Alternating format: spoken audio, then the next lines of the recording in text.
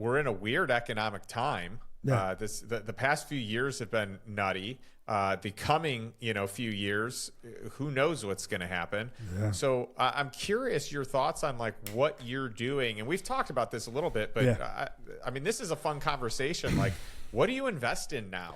So I have a very different perspective on this than most people, right? And so I'm not going to try and convince you this is the right perspective. I'm just going to tell you what I'm doing.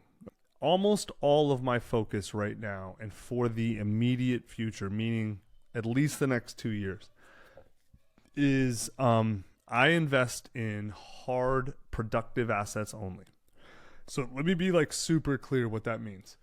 So like land, right? And like very specifically, I don't mean like in a real estate sense, like I'm going to buy some raw land and develop it, or I mean that's cool. That's a great business. It's not a business I know or I've ever been involved in. When I say a productive land, I mean this 45 acres that I live on right now. We have our own water supply. We have two. We have owned water, meaning like we have a well, and then we also have a massive rainwater collection system that would last us a year and a half if it didn't rain. It hasn't rained for 2.5 months or whatever here, but like we're testing our system and it's doing great. So like I have my own water. We have our own food. Like we have enough sheep and chickens now. We're essentially self-replicating. Like we have cows. We don't have a bull. We don't have a cow-calf operation.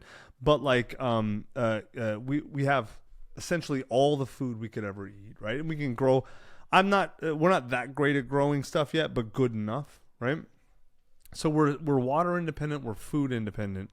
We're basically energy independent. I mean, we are on the grid, of course. There's no such thing as off grid. People who think they're off grid, I'm like, bro, what do you do when you have 3 power couplers break? And they're like, what? I'm like, right, you're on China's grid. Like you're on a grid, you just don't realize it. You're on a manufacturing grid. So we're on, Pedernales Co-op, which is pretty solid. And then we have, generators, buried propane tanks, that we have months of that, and then we have a good backup solar system that can run all the essentials essentially indefinitely, right?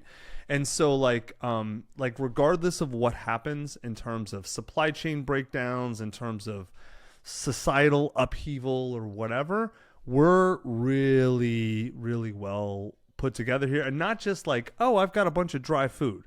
Like, no. Dry food's fantastic, but that runs out. Like as long as like our sheep aren't going to run out, right. Like literally as long as the grass keeps growing, then we're good for meat. Right. And then also all the accoutrements that you need to run a really effective homestead. There's a lot of implements, both, power tools, which are super nice, but then also the non-power backups, right? Like it's really great to have a skid steer, but then also you need a shovel, right? Yep. In case the skid steer isn't working or whatever, you have fuel issues. So when I say productive hard assets, I mean first survival productive hard assets. Now on top of that, like the next layer of investments for me are things like and I have not gone deep into this yet. I have not started a lot, but I'm looking at what are the businesses that I think are going to be easy to set up and do really well in a very chaotic world. And I like food production is going to become extremely local for at least people who have money and ability are already doing it. But I think it's going to accelerate rapidly, right? Like almost all things is going to bifurcate, right? Like the soy jacks who live in the pods and eat the bugs are going to be centralized with it. Like they're just going to be eating factory goo, right? Those of us who figure it out, like you did, and the Elrods and everyone else are going to buy some land and raise some of their own food and then get as much as they can from their neighbors, right? Or from people within like that they know. And right. So thinking about like, I mean very literally, butchers, meat processors, things like that.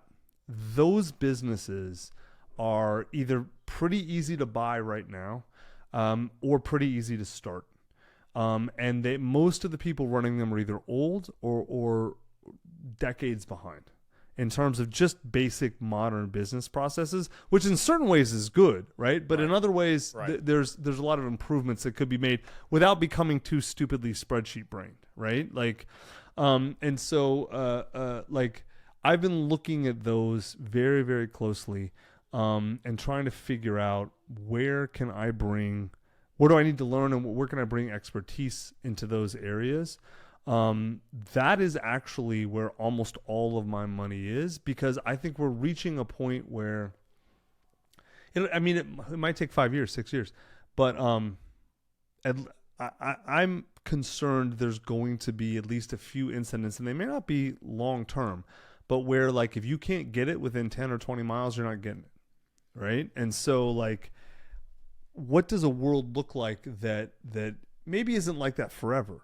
But what happens when the international supply? We've already seen it. Like, we've already seen it, not really break, round but one. We've seen it. We've seen major problems, and I don't think it's going to get better, man. Like, the world's not going to collapse. We're not going to have anarchy and, Walking Dead, nothing like that.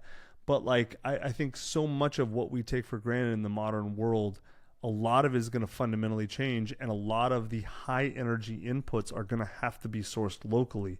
And so almost all of the way I'm thinking and the money I'm saving is going to be spent and invested in how do you capitalize on that, right? And first of all, how do you make it possible? Because it's not even about, like, bro, there's no world where, I don't think there's any world where building a meat processor is going to be the highest financial return I can get. Maybe it's possible, but for someone like me or you, who's, like, very smart and able to access almost any capital market and any investment, like, but building a meat processor is never going to be the highest profit thing, but it's definitely financial profit. But I think I'm starting to look around at what are the other measures of return that I want to put in my calculations, but beside just, capex or whatever, Well, you buy it right, and you're likely not going to lose money. You should be able to cash flow something, and you get the utility out of it because you're going to use it anyway. And if you're going to use it, then for sure there are other people in the community that are going to use it. So it makes tons of sense.